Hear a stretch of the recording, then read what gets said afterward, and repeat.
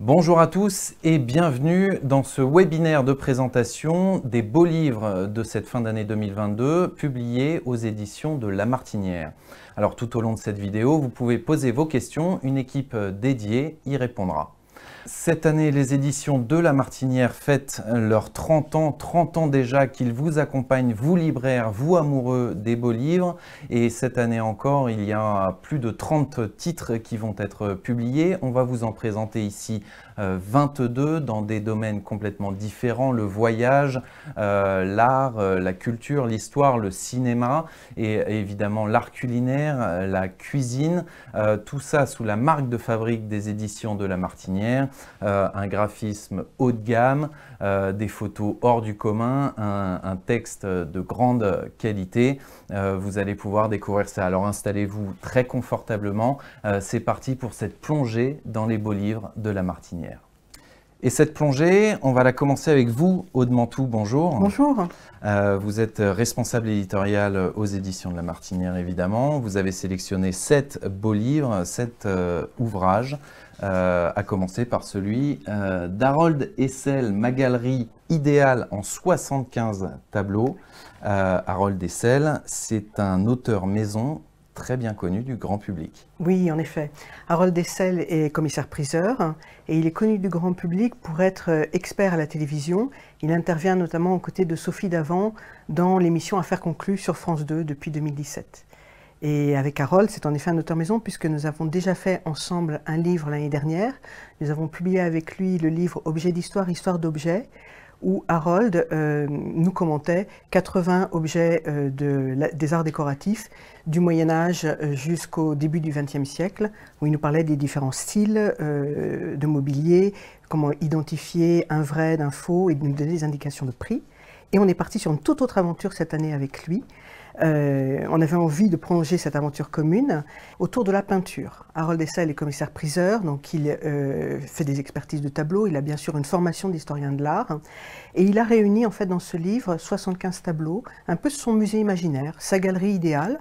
On y retrouve à la fois des chefs-d'œuvre incontournables, comme La naissance de Vénus de Botticelli, Les Ménines de Velázquez, Les Demoiselles d'Avignon de Picasso, La trahison des images de Magritte, et en même temps des pièces un peu moins connues du grand public, comme par exemple un trompe-l'œil de Valette Penaud, qui date du milieu du XVIIIe siècle, que vous pouvez voir dans les images qui sont diffusées à l'écran, ou encore un intérieur du Danois Hammershøi, par exemple. Ce sont ou des chefs-d'œuvre incontournables, ou des pièces plus personnelles, un peu moins connues, mais qui ont pour lui une signification particulière, et qu'il avait envie de réunir ici. Et pour chacune de ces œuvres, il va nous emmener vraiment dans l'histoire de l'œuvre, par double page. Une œuvre est présentée, on parle du tableau, on parle de la signification et des symboles qui sont présents sur le tableau. Il va nous expliquer de manière très simple des techniques. On va découvrir la fresque, la peinture à l'huile, le sfumato de Léonard de Vinci, les couleurs complémentaires par exemple chez les pointillistes à la fin du 19e.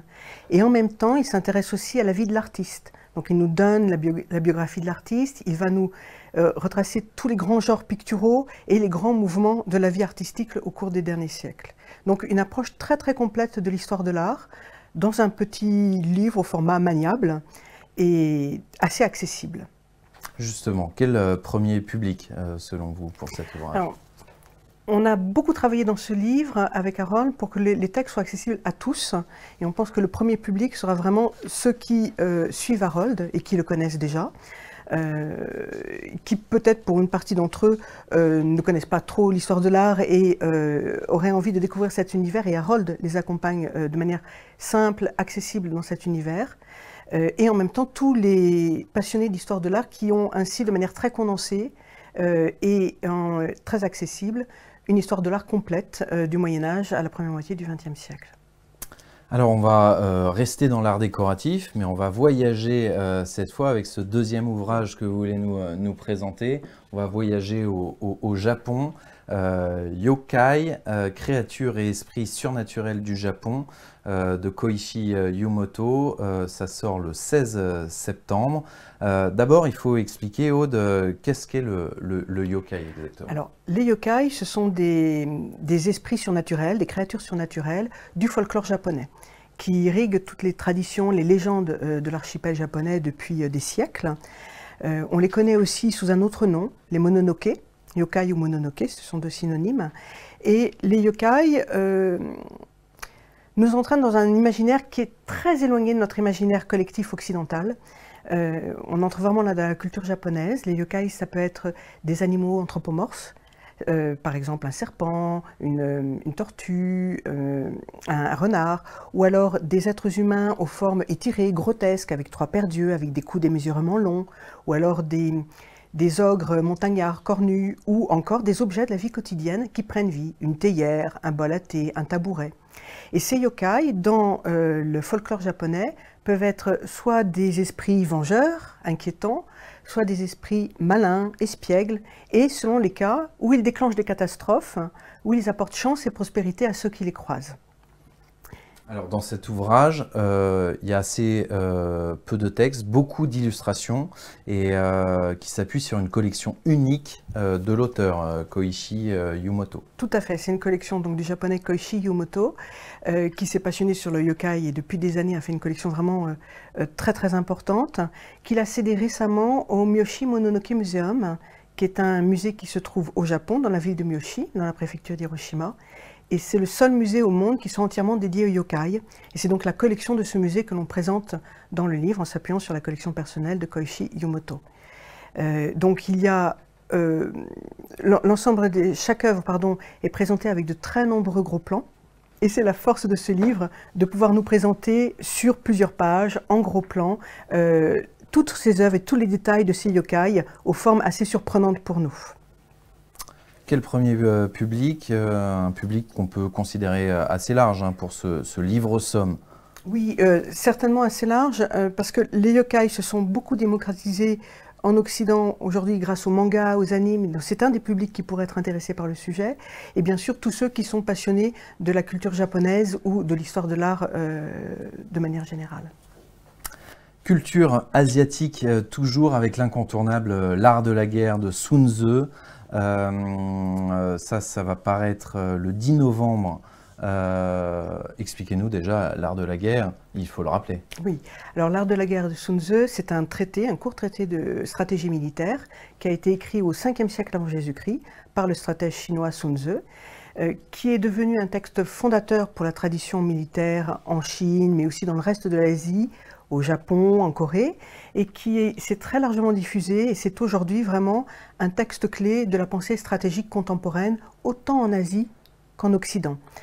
Dans ce traité, Sun Tzu, en fait, va prôner une victoire sans combattre, une victoire que l'on obtient par la ruse, par le stratagème, qui mène à une victoire honorable, mais qui ne fait pas usage de la force brute. L'idée est de connaître ses propres forces, de connaître les forces de l'ennemi, la configuration du terrain, et d'utiliser justement ces stratagèmes pour sortir victorieux de la guerre. Puisque, comme le rappelle dès le début de son texte, en fait, Sun Tzu, l'art de la guerre, c'est l'art de duper. Alors ce texte, il y a eu énormément de livres basés sur une traduction qui est assez vieille, assez inexacte. Et ici, c'est une réadaptation avec une approche assez poétique de la traduction de Valérie Niquet, c'est ça? Oui, tout à fait. Il est vrai qu'en Occident, on a connu l'art de la guerre par la traduction du Père Amiot, qui est une traduction qui date du XVIIIe siècle, qui est une traduction honorable, mais qui bien sûr est aujourd'hui un peu fautive. Et à l'ère moderne, c'est vraiment Valérie Niquet la première qui a retraduit l'art de la guerre directement du chinois vers le français, qu'elle a publié à la fin des années 80, et sa traduction fait aujourd'hui référence. Elle a donc repris en fait cette traduction pour le livre, qu'on a bien sûr enrichi, complété, et elle nous a accompagnés pour en faire une version illustrée. Elle nous a beaucoup accompagnés dans la sélection de l'iconographie. Oui, c'est ça, il y a des illustrations de kakémono japonais, d'estampes chinoises, coréennes, mais il y a aussi des tableaux occidentaux et puis des photographies contemporaines. Oui, notre idée dans la sélection iconographique que l'on a fait avec Valérie Niquet, c'était de trouver une expression un peu poétique qui accompagne en fait chaque extrait du texte de Sun Tzu, et on y mêle à la fois en effet des estampes, des rouleaux chinois, japonais, des photographies coréennes, des tableaux occidentaux de batailles napoléoniennes, des œuvres contemporaines ou des œuvres plus anciennes, l'ensemble donnant un nouvel éclairage en fait à chaque extrait du texte de Sun Tzu. Quel premier public, selon vous, pour cet ouvrage? Tous les passionnés qui aiment l'art de la guerre de Sun Tzu, évidemment, c'est incontournable. Et en même temps, cela peut toucher les amateurs d'histoire de l'art, hein, puisqu'il y a une sélection iconographique riche, pointue et originale. On reste en Asie toujours avec le 4e ouvrage que vous nous présentez. C'est Mathieu Ricard, Un demi-siècle dans l'Himalaya, version collector. C'est à paraître le 4 novembre. Mathieu Ricard, on ne le présente plus, mais on va quand même le présenter. C'est tout d'abord un photographe d'exception, on pourra le voir, et puis un moine bouddhiste. En tout cas, il est très fidèle aux éditions de La Martinière, et ses ouvrages sont souvent des best-sellers. Oui, en effet.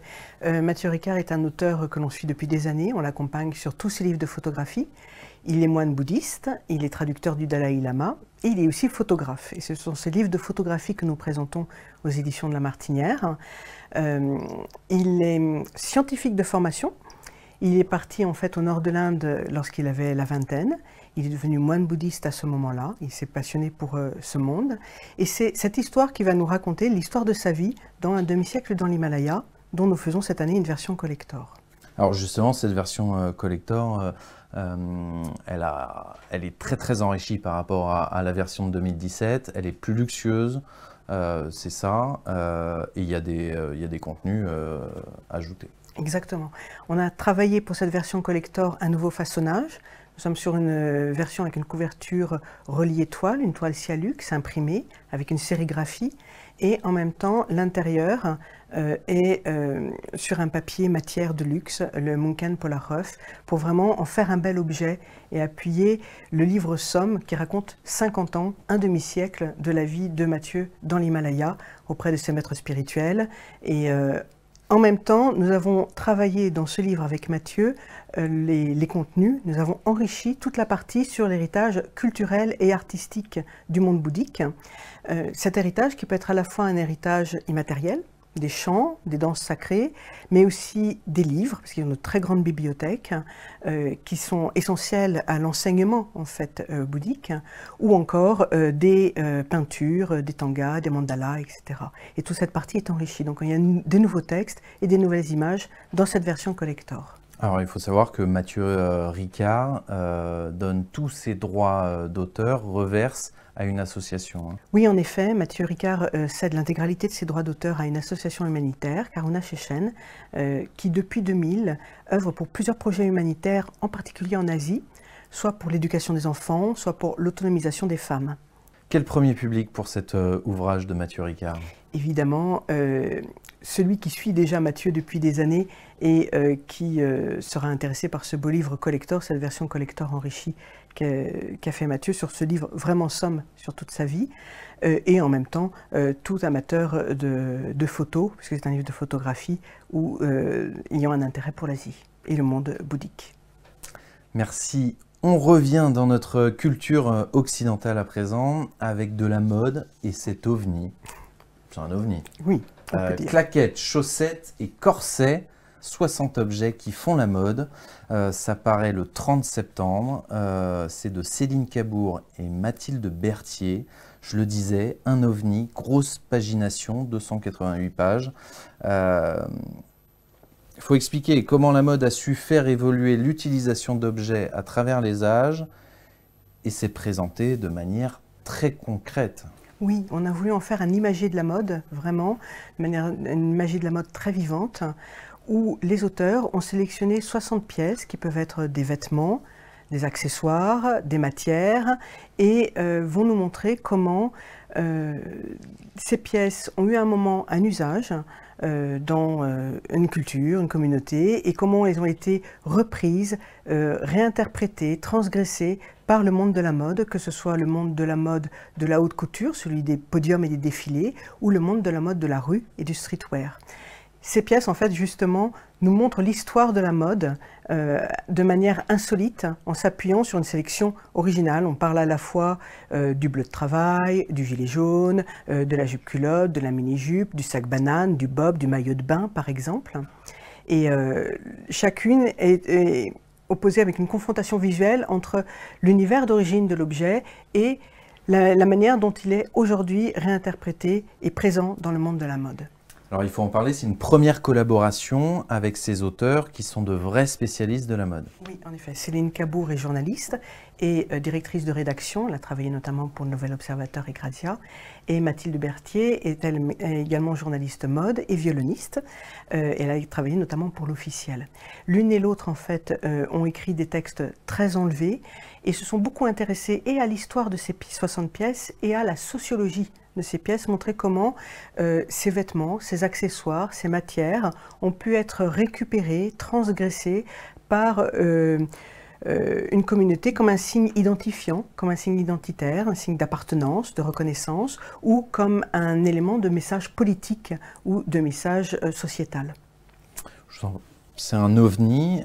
Quel premier public, selon vous, assez jeune, non pour... Alors, tous les publics fans de mode, évidemment, tous les férus de mode, je pense, seront intéressés par le sujet, parce qu'on couvre de manière très large avec ces 60 pièces l'ensemble du répertoire vestimentaire. Et en même temps, nous visons en effet une cible assez jeune, puisqu'on a une maquette très dynamique qui devrait séduire, on l'espère, les jeunes générations sur ces sujets sur lesquels ils sont très investis eux-mêmes. Alors la mode toujours aux éditions de La Martinière avec cette icône Karl Lagerfeld Unseen, les années Chanel, parution le 21 octobre, 352 pages. Il y a des photos inédites de Robert Ferrer, photographe de Vogue notamment. C'est une immersion dans le processus créatif de Karl Lagerfeld qui nous a quittés en 2019. Et puis c'est aussi l'histoire de la renaissance de Chanel finalement. Oui, exactement. Nous appuyons en fait là sur le travail photographique de Robert Ferrer, qui est un photographe britannique, photographe de mode, et qui, comme vous le disiez, a été photographe exclusif de Vogue Amérique. Dans ce travail photographique, il nous présente le travail de Karl Lagerfeld dans la maison Chanel dans les années 1990 et 2000. On entre en images dans le travail des ateliers, dans le travail des bureaux au Cambon, mais aussi sur les défilés en backstage à une époque, dans les années 1990 et 2000, où les journalistes n'étaient pas toujours autorisés en backstage des défilés. Et Robert Ferrer, lui, a eu la chance de pouvoir y assister. C'est ce qu'il nous livre. Ce sont des photographies inédites qui n'ont jamais été publiées, qui sont réunies là. Et en même temps, on y retrouve la parole d'amis, de collaborateurs de Karl Lagerfeld qui vont nous parler du maître, nous raconter comment, justement, il a contribué à faire renaître la maison Chanel. Il a marqué cette maison de son empreinte. Et on va ainsi décrypter la genèse de certaines pièces iconiques et découvrir vraiment son processus créatif. Quel premier public pour cet ouvrage? Tout public de mode, évidemment, tout public féru de photos sur une maison emblématique, la maison Chanel. Alors on reste avec les passionnés de mode et avec vous pour le dernier ouvrage que vous nous présentez. C'est une plongée au cœur des défilés de la maison Chloé, cette fois. Le titre évidemment Chloé défilé, c'est un livre somme, la suite d'une série qui cartonne, la collection Défilé, déjà 7 ouvrages parus. Exactement, et Chloé Défilé sera le 8e. C'est une collection qui marche bien, tout confondu, nous sommes autour de 70 000, 80 000 exemplaires vendus. Nous revenons donc sur le 8e tome avec la maison Chloé. Mais peut-être rappelons la collection Défilé. Ce sont des livres, comme je disais, des livres sommes, de 632 pages, qui en 1100, 1200 photographies de défilés vont nous présenter tous les looks, toutes les créations d'une maison de couture depuis sa création jusqu'à nos jours. Donc pour le 8e tome, nous accompagnons la maison Chloé qui fête cette année ses 70 ans. La maison a été créée en 1952 par Gaby Aguillon et elle s'est positionnée dès le début sur un segment qui n'était pas encore très pris, le prêt-à-porter de luxe, là où d'autres grandes maisons de couture ne s'y étaient pas positionnées. Donc, et ça a été la marque vraiment de fabrique de la maison Chloé, qui s'est très vite entouré de grands créateurs, qui a repéré notamment le jeune Karl Lagerfeld, qui a présidé à la direction artistique de la maison Chloé pendant 2 décennies, et qui a un peu mis en place l'image de cette femme Chloé avec ses longues jupes vaporeuses, romantiques, et ses blouses fluides. Et puis d'autres créateurs se sont succédés, je pense notamment à Stella McCartney, Phoebe Philo, jusqu'à tout récemment Gabriela Hearst, qui est aujourd'hui aux commandes et qui, dans ses dernières collections, a en plus ouvert la maison Chloé vers les notions de développement durable et de durabilité. Oui, parce qu'il y a l'histoire évidemment, et puis il y a les images, et là on est littéralement plongé sur le podium de 130 collections jusqu'à les dernières de cette année. Exactement. On arrive jusqu'aux collections 2021-2022 avec 1100 photographies. Donc on a vraiment une immersion visuelle très forte et on peut repérer de manière très claire toutes les créations de la maison depuis les premiers défilés. Alors évidemment, le premier public, hein, c'est les fans inconditionnels de mode. Exactement, et ceux qui n'ont pas encore le 8e livre de la collection. Merci beaucoup Aude pour la présentation de ces 7 très beaux ouvrages à découvrir donc aux éditions de La Martinière. Merci à vous. On poursuit notre plongée dans les beaux livres des éditions de La Martinière 2022 avec vous, Isabelle Dartois, bonjour. Bonjour. Vous êtes également responsable éditoriale et vous nous présentez là aussi du beau. Et on commence avec cet ouvrage de cette icône américaine, Marilyn Monroe, dont on commémore cette année le 60e anniversaire de sa disparition. Cet ouvrage, c'est Marilyn Monroe, la femme derrière l'icône de Yann Eyre. Alors, je vais peut-être commencer déjà par rappeler que les éditions de La Martinière publient des livres de cinéma depuis l'origine. Vous avez parlé du 30e anniversaire, donc avec notamment les livres de Patrick Brion que les cinéphiles connaissent bien. Et on a lancé cette collection de monographies de cinéma consacrées donc à des personnalités iconiques en 2019 avec Gérard Houry, Lino Ventura, Jean-Louis Trintignant, voilà.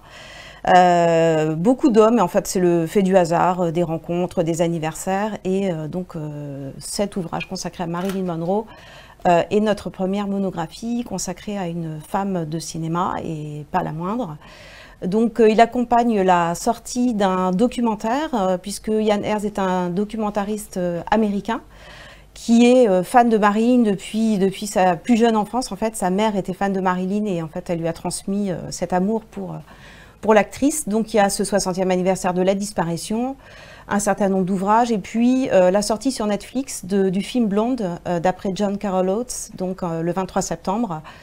Voilà, et puis on peut dire qu'en fait ce qui caractérise cet ouvrage, c'est que Yann Eyre, pour son documentaire, a recueilli des dizaines d'entretiens avec des personnalités qui ont connu Marilyn de près, sa sœur adoptive, des camarades de collège, son premier petit ami, et puis des acteurs ou des personnalités qui sont décédés depuis, comme Tony Curtis par exemple. Donc la richesse de ce livre, ce sont justement ces entretiens inédits, et puis des documents iconographiques aussi inédits, notamment des photos d'enfance qui ont été prêtées par la famille, et notamment par Nancy Bollender, qui était donc la sœur adoptive de Marilyn Monroe. Voilà, donc, et puis à mentionner aussi la préface d'Elsa Zilberstein, qui est une amoureuse inconditionnelle de l'actrice, et qui a tout de suite dit oui quand on lui a proposé d'écrire la préface de ce livre. Elle était vraiment, vraiment ravie et touchée qu'on pense à elle.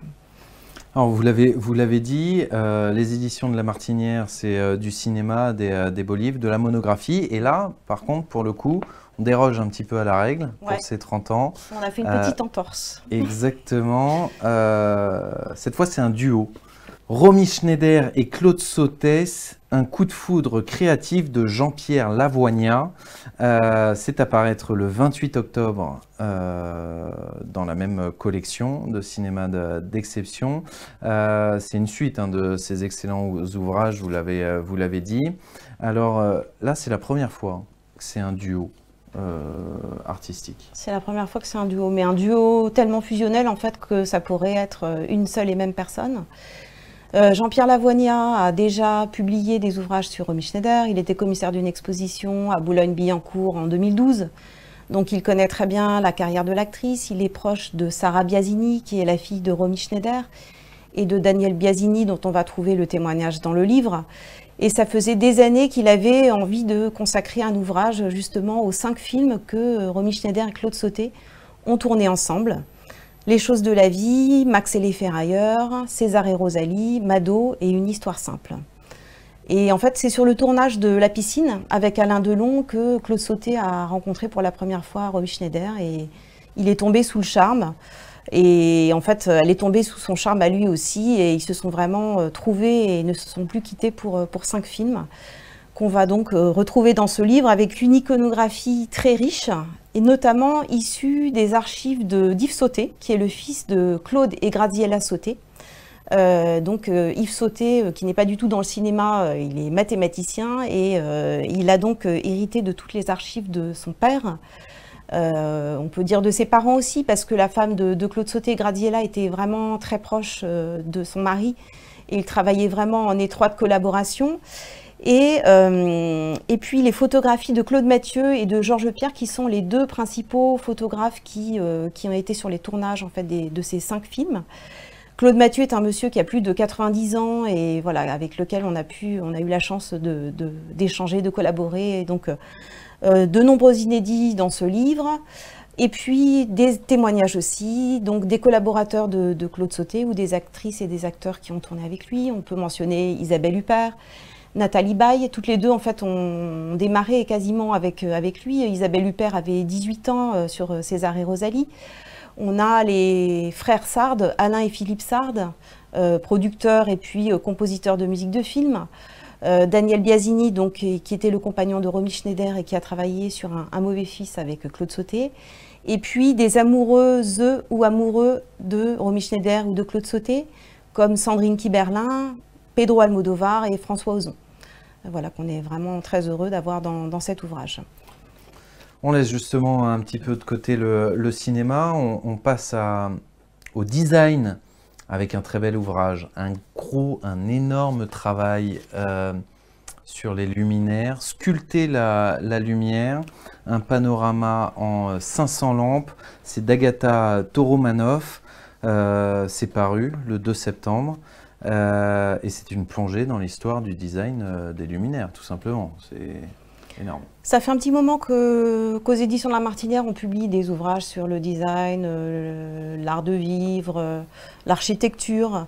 Et on a rencontré il y a quelques années Agata Toromanov, qui est une historienne de l'art spécialisée en design et en architecture, qui travaille parfois avec son mari Pierre Toromanov. Donc il signe parfois des ouvrages à deux.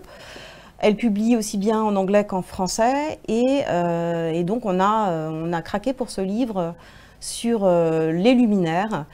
C'est vraiment un gros ouvrage de référence, il n'en existe pas d'équivalent. Il y a une partie historique puisque la première partie de ce livre est consacrée aux luminaires voilà, on va dire de la seconde moitié du XXe siècle.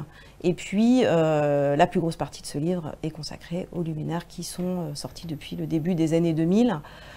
Donc, ce sont des luminaires qui sont édités dans le monde entier. La particularité de ce livre aussi, c'est de donner la parole à un certain nombre de designeuses, designers internationaux et à des éditeurs internationaux aussi de luminaires. Donc, il y a ces différents aspects en fait, qu'on peut retrouver dans ce livre, qu'on peut lire à différents niveaux en fait. Avec des photos magiques. Il faut le rappeler, hein, cet ouvrage, il s'inscrit vraiment dans une très belle collection et riche sur le design. Oui, on a publié il y a 2 ans un livre sur le design japonais depuis 1945. Certains livres sont coédités en fait avec Thames & Hudson, l'éditeur anglais qui a de très belles publications, donc on les coédite avec eux. Et on a aussi des créations comme ce livre sur la lumière, les luminaires, qui lui va être traduit en anglais, publié par T. Neues, et peut-être même on verra une édition allemande si voilà, tout se passe bien. Donc on enrichit cette belle collection sur le design chaque année avec des ouvrages de référence qui se vendent sur la durée en fait. Ce sont vraiment des long-sellers comme on dit. Et justement, quel public pour vous en priorité pour cet ouvrage? Je dirais qu'il y a un public mixte de professionnels. Voilà, par exemple des architectes d'intérieur, des brocanteurs, et puis un public d'amoureux du design, du lifestyle, qui aime bien les brocantes, qui aime bien fréquenter les salons aussi spécialisés. Voilà, donc un public, oui, un peu mixte de professionnels et puis de passionnés du sujet.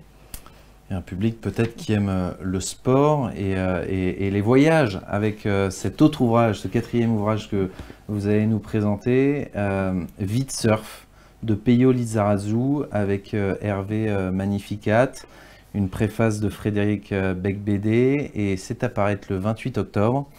Alors cet ouvrage, en fait, il y a un contexte, c'est les 20 ans du domptage entre guillemets de la vague Bellara par le frère du footballeur Vicente Lizarazu. Tout à fait.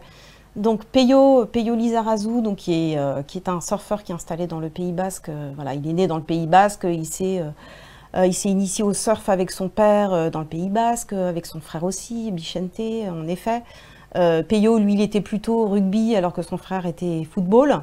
Et donc le 20e anniversaire de du domptage, comme vous l'avez dit, de cette vague de Bellara, que Peyo regardait quand il était jeune et voilà, qui a été dompté pour la première fois donc il y a 20 ans par 3 équipes en fait de 2 surfeurs, donc avec du surf tracté avec jet ski. Voilà, parce que toutes les grosses vagues ne peuvent pas se surfer comme ça à la rame en tout cas.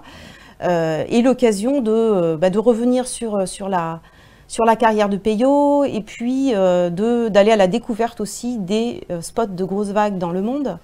Voilà, donc on va aller évidemment en Polynésie, à Hawaï, mais aussi dans des endroits dont on ignore qu'on peut faire du surf là-bas, notamment dans des pays nordiques. Voilà, donc il y a de très belles photos de surf en pays froid. Qui seront plutôt des surprises, je pense, dans le livre.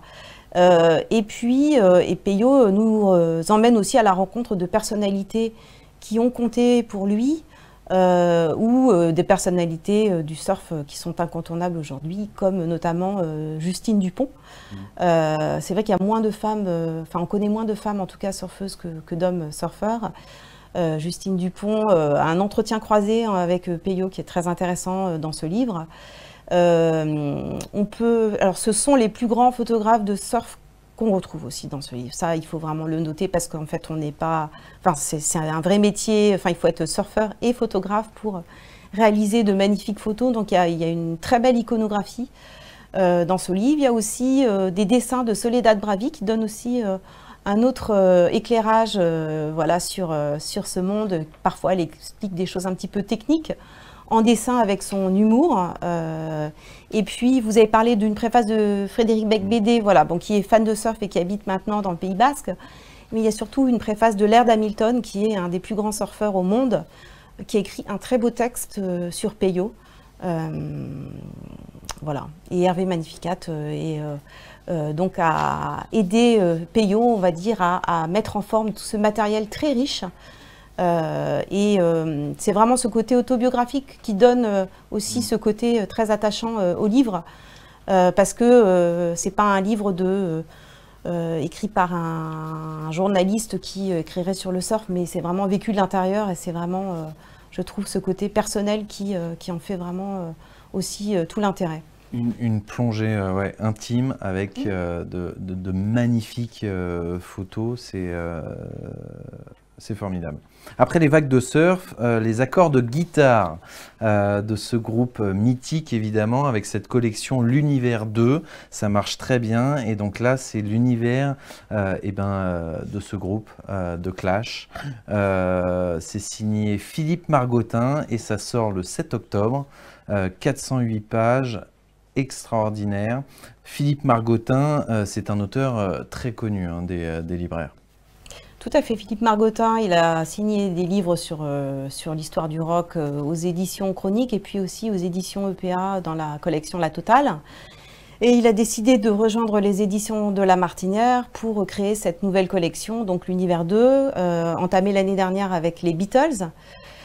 Bon, les Beatles sur lesquels il y avait déjà un certain nombre de publications et donc on s'est dit que pour la suite de cette collection, on allait choisir un groupe pour lequel il y avait quasiment rien en français.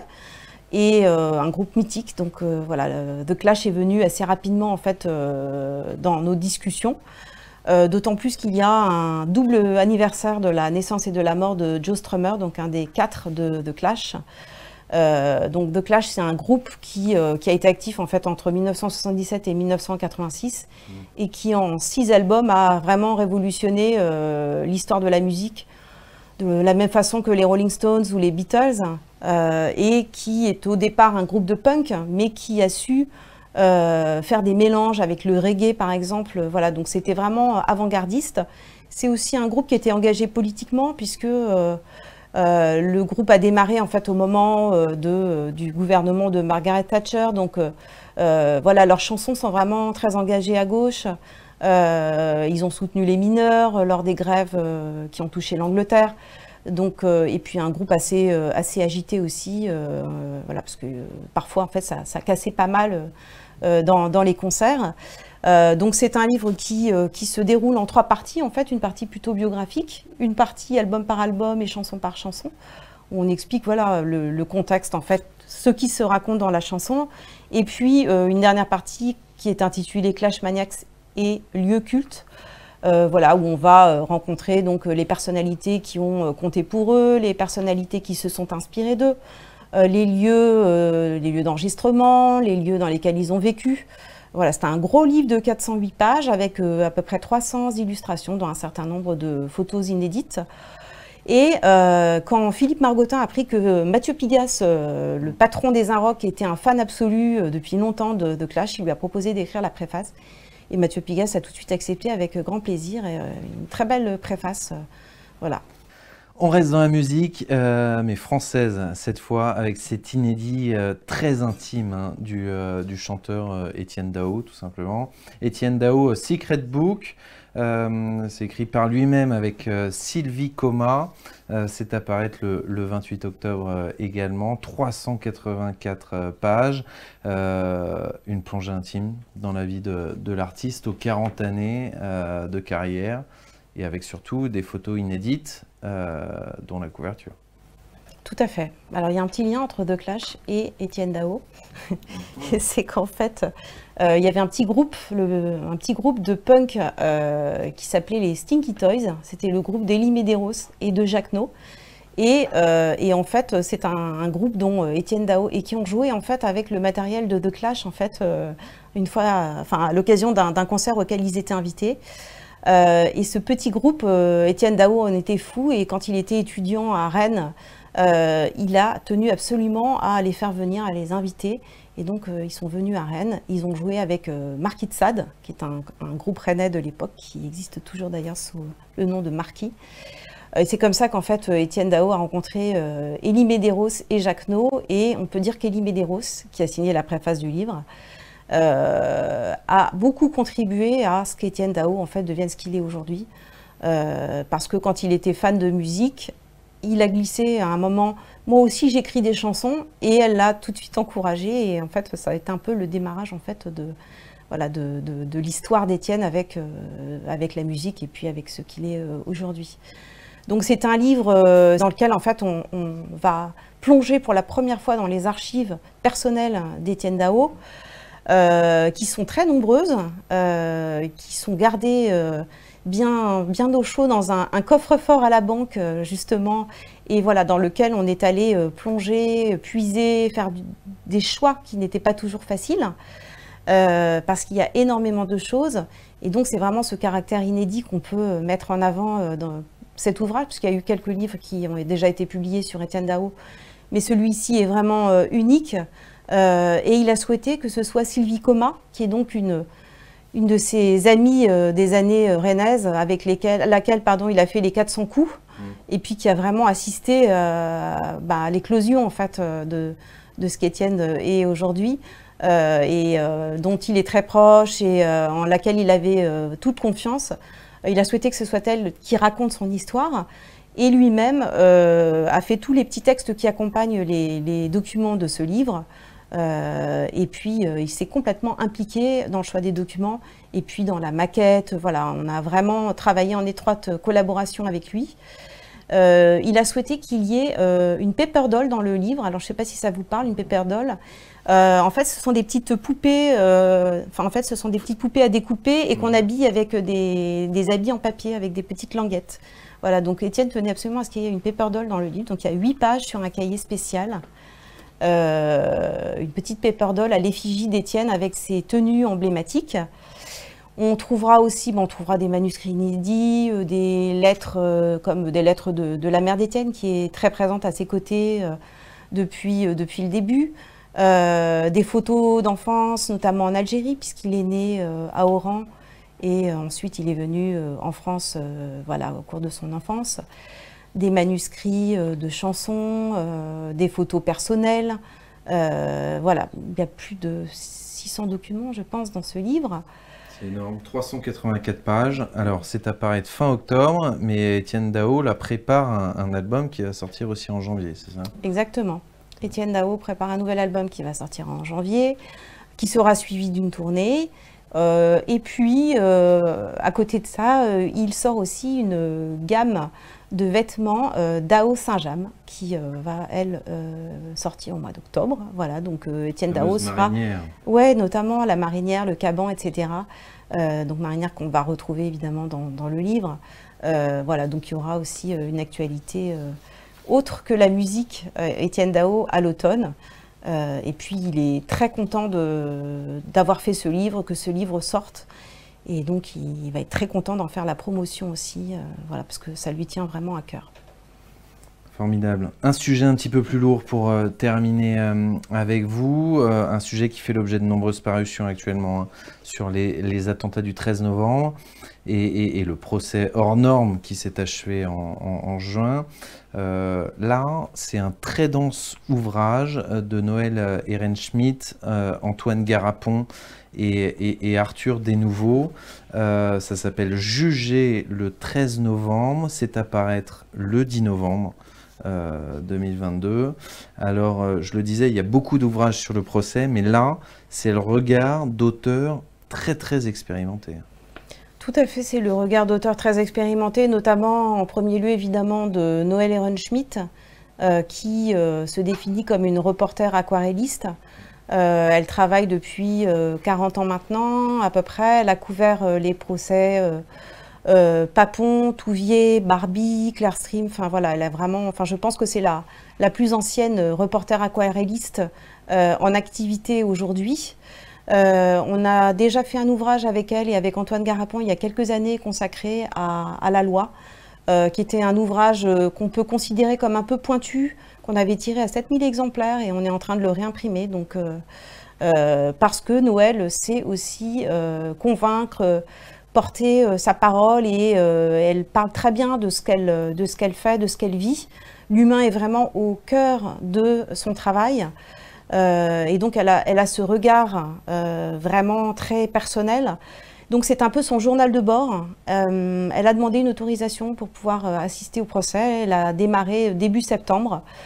Au départ, elle ne savait pas qu'elle ferait cet ouvrage. Et puis à un moment, elle s'est dit, c'est historique, il faut absolument que je fasse quelque chose. Elle a rencontré Arthur Desnouveaux. Arthur Desnouveaux, c'est un des rescapés du Bataclan. Et c'est par ailleurs le président de l'association Life for Paris, donc il est très impliqué, il a été très impliqué dans le procès, il a témoigné évidemment dans le procès. Et donc Antoine Garapon, qui est magistrat, qui est notamment président de la commission Sauvé, on l'a entendu pas mal au sujet de la pédophilie dans l'Église. Antoine Garapon, qui est le fidèle complice de Noël depuis des années, depuis les livres qu'ils ont fait ensemble sur d'autres sujets. Ont accompagné Noël donc, dans ce livre en donnant, eux, des éclairages complémentaires, on va dire. Voilà, Noël vit les choses de l'intérieur et donc elle raconte au jour le jour et elle donne la parole aux victimes, aux magistrats, aux avocats. Voilà, donc on vit avec elle ces 10 mois de procès, un procès historique. Quel public, selon vous, pour cet ouvrage assez particulier? Un public qui s'intéresse à l'histoire de la justice, qui s'est intéressé de près à cet événement qui a bouleversé la France. Ça peut être un public un petit peu pointu aussi, notamment de juristes. Et puis évidemment les familles des victimes, enfin les personnes qui ont été mêlées d'une façon directe, intime ou indirecte. Pour lesquels voilà, cet événement a été très marquant, peuvent être intéressés par ce livre qui est très fort et très touchant. Merci beaucoup Isabelle pour ce partage de ces 7 ouvrages. Merci. On poursuit notre aventure dans les beaux livres des éditions de La Martinière pour cette fin d'année 2022 avec vous, Laure-Aline, bonjour. Bonjour. Vous êtes la directrice éditoriale et avec vous, il va être beaucoup question d'art culinaire, de cuisine, avec tout d'abord cette encyclopédie extraordinaire, Fruits. C'est paru le 9 septembre et c'est de Régis Marcon, un auteur maison. Tout à fait. On a l'habitude de travailler avec lui maintenant depuis quasiment 10 ans. On avait commencé en fait à travailler autour des champignons puisqu'il est très connu en fait pour travailler des champignons. Son établissement en fait est à Saint-Bonnet-le-Froid, au-dessus de Saint-Étienne. Ça vaut le coup d'y aller parce que c'est un endroit incroyable. Et en fait, il a décliné en fait ses livres parce qu'au début, c'était pas du tout une collection avec les légumes, les céréales, les légumineuses, les herbes. Et là, le dernier ouvrage, en fait, est consacré aux fruits. Donc, on est toujours dans le côté très, très végétal. Et grâce à Régis Marcon et à Philippe Barret, Nathalie Nanini, qui se sont occupés de la partie photo, en fait, on a, comme d'habitude, en fait, une présentation d'une 60aine de fruits. Et ensuite, vous avez voilà, une élaboration des gestes techniques. Donc, il vous apprend aussi comment on traite bien les fruits pour les... Parce que voilà, peler un fruit, ça paraît pas très compliqué, mais certains sont plus compliqués que d'autres. Et ensuite, vous avez une mise en application avec voilà, une centaine de recettes sur les fruits. Donc, il y a des choses salées, il y a des choses sucrées, il y a des choses toutes simples comme des cocktails, des recettes beaucoup plus élaborées aussi. Et voilà, et là, en couverture, on a gardé ce principe en fait du très gros plan. Donc, là, a priori, les amateurs d'agrumes vont reconnaître que c'est une main de Bouddha. Mais voilà, on a choisi une couverture très lumineuse pour les fruits. Et c'est très complet, c'est vraiment un guide pas à pas, hein, c'est ça? Oui, il y a beaucoup d'éléments. C'est-à-dire que les gens qui ont envie de s'intéresser aux fruits, pour d'où ils viennent, leur provenance. Ensuite, vous avez une partie très technique liée à la cuisine. Donc voilà, pour faire sécher ces fruits, pour les mettre en conserve. Et ensuite, vous avez des recettes... voilà, une centaine, donc c'est vrai que ça donne quelque chose de très très complet sur le sujet. C'est 432 pages hein, et c'est paru déjà depuis le 9 septembre. Tout à fait. Et donc voilà, nous, le public qui a l'habitude de suivre Régis Marcon, je pense sera assez content d'avoir cet opus sur les fruits. Et ça s'adresse vraiment à tout le monde, c'est-à-dire des amateurs de cuisine simple comme voilà, des gens qui ont envie de s'essayer à des choses beaucoup plus complexes. Deuxième ouvrage que vous nous présentez, c'est un peu un ovni, en tout cas une nouveauté. Ça s'appelle Regain, le livre des campagnes. C'est de Paul-Henri Bison. C'est à paraître le 30 septembre. C'est là aussi un gros volume, 432 pages. Et c'est une première hein, pour les éditions de La Martinière, une collaboration avec le magazine Regain. Tout à fait. Le magazine Regain, si vous le connaissez, c'est un magazine qui existe maintenant depuis 4 ans, qui s'attache beaucoup à toute la néo-ruralité, qui est quand même un sujet dont on entend beaucoup parler et qui a été vraiment mis en lumière aussi depuis le confinement, puisqu'il y a un retour dans les campagnes. Et Regain publie en fait des trimestriels selon les saisons. Donc, et on a voulu, en fait, ils avaient très envie en fait d'avoir un beau livre qui regroupe en fait énormément d'éléments et un genre d'énorme almanach. Donc un peu à l'ancienne. Donc c'est un ouvrage très complet. Vous avez un almanach des saisons, même des fêtes de village, des animaux, de ce que vous pouvez planter, des recettes de cuisine et aussi en fait des longs reportages photos en fait sur des personnalités en fait. Ça peut aller voilà d'agriculteurs ou à des gens qui ont décidé voilà de changer en fait de vie et de se rapprocher en fait de la terre, mais de manière voilà assez pas complètement folle non plus. Enfin, ça s'inscrit aussi dans notre monde. Et donc on est très content de travailler avec ce magazine qui fait des très belles photos et c'était assez naturel parce qu'on a beaucoup d'acteurs en fait en commun. Et voilà, et pour ce livre, en fait, on a 3 couvertures au choix. On a suivi vraiment le principe de Regain qui sort toujours 3 couvertures, une couverture animale, une couverture végétale et une couverture humaine. Donc voilà, on pourra aussi choisir plus ou moins, c'est-à-dire que vous pourrez aller chez votre libraire et peut-être qu'il aura les différentes couvertures et vous pourrez choisir, voilà, si vous avez plutôt envie d'un animal, vous choisirez une jolie chèvre ou au contraire un très beau jardin ou voilà, quelque chose de beaucoup plus humain. Et alors cet ouvrage, il fait partie d'un éco-label, d'un label éco-responsable que vous lancez aux éditions de La Martinière. En fait, il a été lancé il y a 3 ans. Il est commun en fait à toutes les éditions de La Martinière. Toutes les maisons de ce groupe, en tout cas, peuvent y aller. On a des contraintes en fait de format. C'est imprimé en France ou très proche Europe, on va dire. À la limite de la France et de l'Espagne. C'est gravé à l'écran, on évite en fait d'imprimer à tour de bras, en tout cas pour nos épreuves en tant qu'éditeur. C'est imprimé en encre végétale, on est sur du papier offset. Les couvertures sont souples, donc c'est broché, il n'y a pas de surfaçage. Donc on essaye, en tout cas à notre petit niveau, étant gros consommateur de papier, de travailler de manière un peu plus responsable et de faire attention. Et en même temps, ça correspond à quelque chose de très contemporain. Les ouvrages brochés souples ont quand même beaucoup le vent en poupe et ça fait des ouvrages quand même très imposants aussi, puisqu'on est en papier offset, donc ça donne beaucoup plus de main au livre. Et on est très content en fait de pouvoir continuer cette aventure dans ce label, puisqu'on peut le faire en jeunesse, en beaux livres, en photo, en cuisine, voilà. C'est un ouvrage qui a été dirigé par Paul-Henri Bison, mais avec la collaboration de tout le magazine Regain.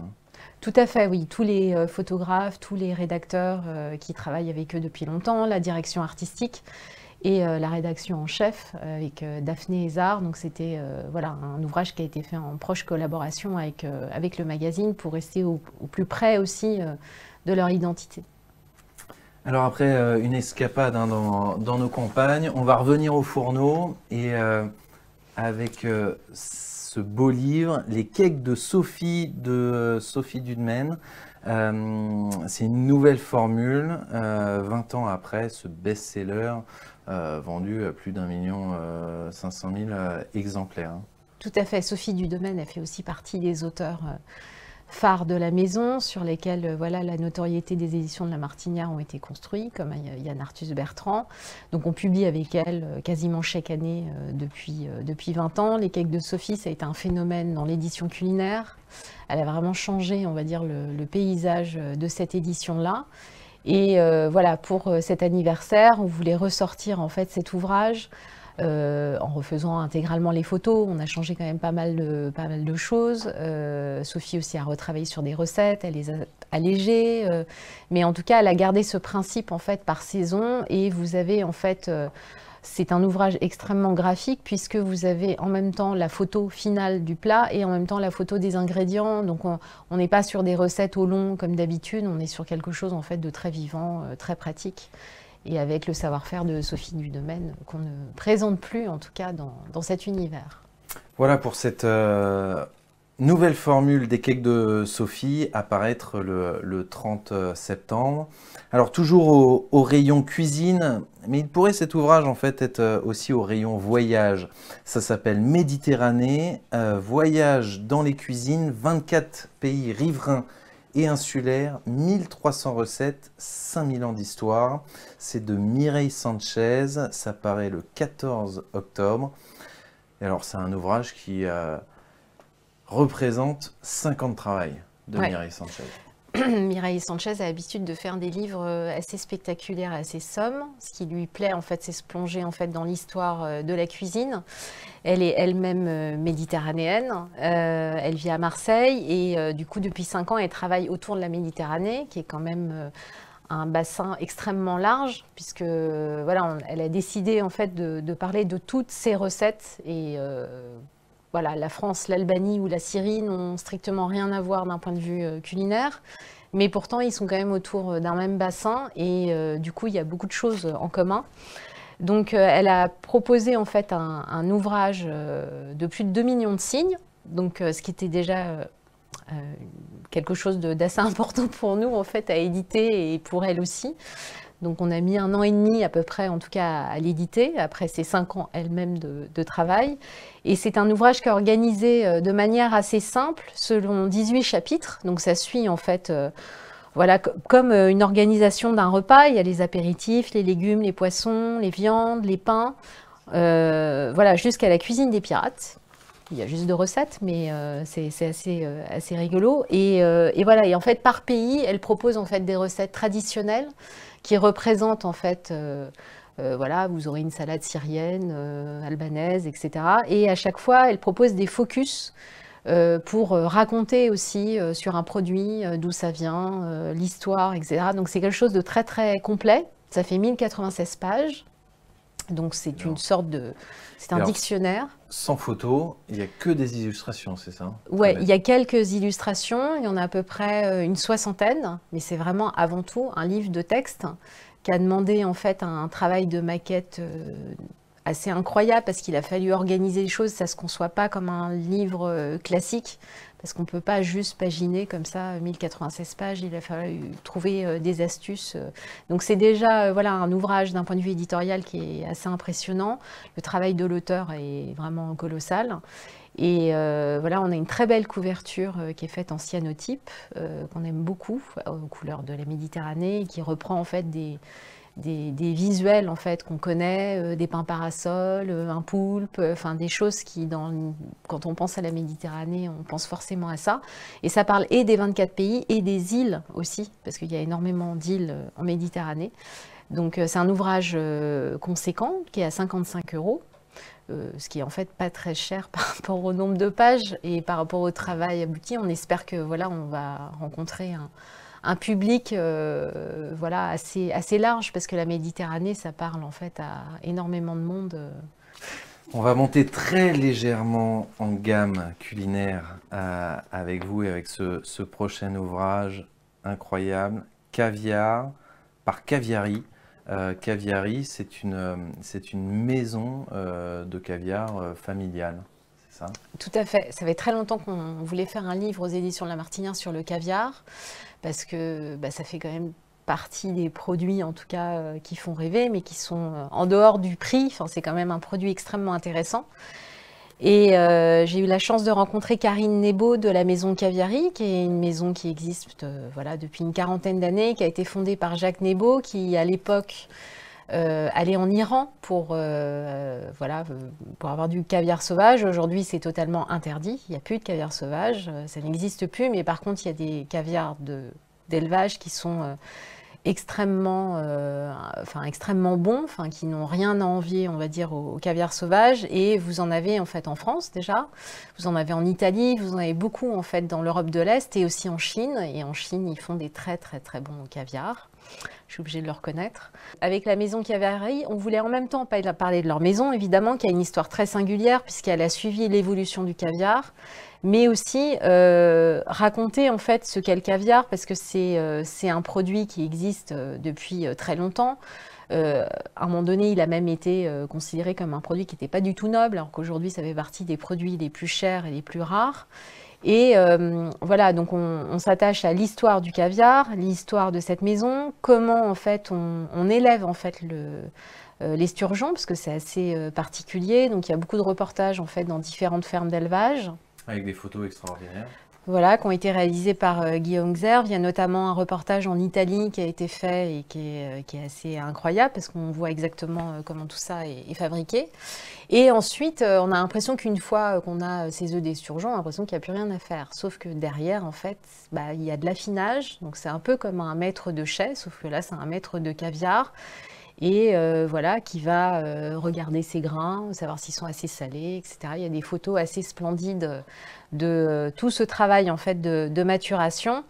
Et ensuite, il y a une mise en application, parce qu'une fois qu'on a compris comment a été fait le caviar, on a envie de savoir comment le déguster. Donc, et ça, c'est en 2 parties. Il y a une partie plus quotidienne. Alors j'entends par là, tout le monde ne mange pas du caviar tous les jours, mais quand on se retrouve avec une boîte de caviar, on ne sait pas trop quoi en faire et on n'a pas envie en fait de l'abîmer. Donc on propose des recettes très simples que vous pouvez réaliser chez vous. Et après, vous avez en fait une proposition d'une 20aine de chefs qui vous montrent eux comment en fait ils mettent en majesté le caviar. Et on a aussi la chance pour ce livre d'avoir une préface de François Simon. Pour qui j'ai beaucoup d'admiration, qui est un très grand journaliste et critique gastronomique. Et voilà, donc il nous a fait l'honneur de faire une préface pour ce titre. Voilà, c'est un très beau livre. Un livre à paraître le 18 novembre pas longtemps avant les fêtes de Noël. Après le produit, place maintenant aux artisans et cet ouvrage, Artisan pâtissier, c'est de Vincent Guerlet, ça paraît le 21 octobre. Et alors c'est une première pour ce chef nantais qui est déjà très très réputé. Oui, très installé, très réputé. C'est le président des Relais Desserts, qui est voilà, une congrégation de pâtissiers. Donc tout le monde connaît, en tout cas dans le milieu, Vincent Guerlet. Et tout le monde le connaît dans la région de Nantes, puisqu'il a beaucoup de boutiques. Et peut-être un peu moins par le grand public parisien, ou qui regarde en fait les émissions de télé. Et c'est quelqu'un qui a consacré en fait sa vie de pâtissier à des boutiques, donc il connaît extrêmement bien le palais en fait des gens qui viennent acheter des gâteaux, et bah voilà, il a monté plein de pâtisseries, et maintenant il avait envie quand même de raconter son histoire et surtout ses gâteaux. Il est très connu, et d'ailleurs on peut les trouver dans plusieurs boutiques food pâtisserie pour le petit beurre. Il a repris en fait le petit lu nantais qui est aujourd'hui dans le domaine public, et il en a fait quelque chose d'hyper gourmand avec un praliné au chocolat noir ou au chocolat blanc. Donc c'est d'ailleurs l'objet de la couverture, parce que c'est quelque chose de très graphique, et ça raconte une histoire quand même, ce petit beurre que tout le monde a mangé normalement au moins une fois quand il était petit. Et ensuite, il propose en fait des recettes à base de caramel, de chocolat. C'est un livre assez traditionnel, on va dire, de pâtisserie, mais voilà, extrêmement gourmand, avec des photos en fait de Louis-Laurent Grandadam. Et on voit le travail en fait d'un artisan au quotidien, parce que la pâtisserie, ce n'est pas que des paillettes, c'est aussi quand même beaucoup de travail. Et on est très heureux, voilà, d'accueillir pour la première fois Vincent Guerlet, qui est un pâtissier absolument charmant et très très doué. On poursuit dans la pâtisserie, mais cette fois côté plutôt coulisses, avec ce beau livre, s'appelle Inspiration, 10 histoires de création en pâtisserie. C'est de François Daubinet et Victoire Lou, et c'est à paraître le 4 novembre. En deux mots, c'est une immersion dans le processus créatif de la pâtisserie. Tout à fait. Donc nous, au catalogue, on a énormément en fait de livres de pâtisserie. Donc on a fait parfois des livres de texte, des beaux livres plus classiques, de recettes, etc. Et quand on a croisé la route de François Daubinet, qui était encore jusqu'à peu le directeur artistique de Fauchon, lui, il avait très envie en fait de raconter en fait le processus créatif d'un pâtissier. Lui, il est vraiment dans la pure création, c'est ce qui l'intéresse. Et ce qui l'intéresse, c'est de travailler en fait avec des artisans et de créer en fait des collaborations. Donc ce livre en fait raconte tout ça via les écrits en fait de Victoire Lou, qui est voilà, quelqu'un du milieu et qui connaît bien François. Voilà, on rentre en fait dans le processus créatif. Qu'est-ce qui, voilà, lui, il aime travailler avec des artisans, donc il a travaillé en fait avec quelqu'un qui est dans le street art, avec un boulanger, mais avec une grande marque de joaillerie, et il crée sur mesure en fait des desserts. Alors c'est pas accessible, on va dire, en boutique, mais par contre on comprend bien le processus de création, comment on travaille en fait ensemble pour aboutir en fait à quelque chose qui mêle par exemple un souffleur de verre et en fait un pâtissier. Et donc il y a énormément de reportages en fait photos avec tous ces acteurs-là. Et François nous livre aussi des recettes, et même des recettes de base. Donc les gens pourront quand même refaire des recettes de François Daubinet. C'est sûr que la robe en chocolat, personne ne va la refaire chez soi. Mais ça donne à voir, et on comprend aussi que c'est un métier en fait, qui est très large. C'est l'artisanat, mais c'est aussi en fait, beaucoup de... Enfin, c'est un métier aussi d'artiste. En tout cas, François, il le considère comme ça. Donc on est très heureuse aussi de voir un ouvrage qui parle vraiment de la création. C'est assez pointu, mais en même temps on sait qu'aujourd'hui le public de pâtisserie est très large et sera intéressé en fait par ce genre d'ouvrage. Il sera aussi sûrement intéressé par cette dernière présentation d'ouvrage, ce dernier beau livre que nous vous présentons, que vous nous présentez, Laure. C'est Extraordinaire Noël des pâtissiers, 80 recettes de fête. Évidemment, ça risque de faire un carton, c'est en vente dès le 28 octobre, et c'est de l'Alsacien Christophe Felder et de Camille Le Sec. Christophe Felder, un auteur maison encore. Hein. Oui, alors je vais quand même les présenter, même si pour nous, voilà, on publie tous les ans en fait avec eux. Ça fait quand même partie des chefs qui marchent le mieux en fait chez nous, et pour cause, parce qu'ils font toujours des ouvrages en fait extrêmement bien faits. Ils ont le souci en fait de la pédagogie. Ils ont envie de transmettre en fait leur savoir-faire. Et en tant qu'Alsacien, Christophe, il fallait à tout prix qu'il fasse quand même un ouvrage sur Noël. Ça fait longtemps qu'on en parle. Et c'était la bonne année pour le faire. Donc, pour tous les amateurs de Noël, vous aurez des recettes de sablé, de bûches, quelques recettes aussi salées. Vous aurez aussi des petits reportages et des infos autour de Noël pour savoir d'où viennent les 13 desserts, qui a inventé le Père Noël. Et c'est un ouvrage voilà, qui est dédié entièrement à Noël, donc à tous les dingues de Noël. Achetez ce livre, en plus les recettes sont vraiment... avec un graphisme maison extraordinaire. Oui, toujours. On voulait vraiment en fait que ça ressemble à Noël, donc chacun n'a pas tout à fait la même vision de Noël, mais voilà, on a regardé quand même du côté de l'Alsace, parce que c'est un peu les champions de Noël, de la Saint-Nicolas, etc. Donc on a regardé beaucoup au niveau des typos. Il y a aussi pas mal de gravures en fait qu'on a recherchées. Et sur les photos de recettes, voilà, on a essayé de distiller une ambiance Noël. Voilà, on a vraiment l'impression qu'on est déjà au pied du sapin. Donc, un très beau livre pour les fêtes de fin d'année réalisé par deux grands pâtissiers. Voilà, vous allez pouvoir vous faire plaisir. Merci beaucoup Laure. Merci à vous d'avoir suivi ce webinaire. Vous avez l'adresse des éditions La Martinière qui s'affiche sur l'écran pour les contacter. Et puis vous pouvez retrouver cette vidéo en replay sur le site livrehebdo.fr. À très bientôt.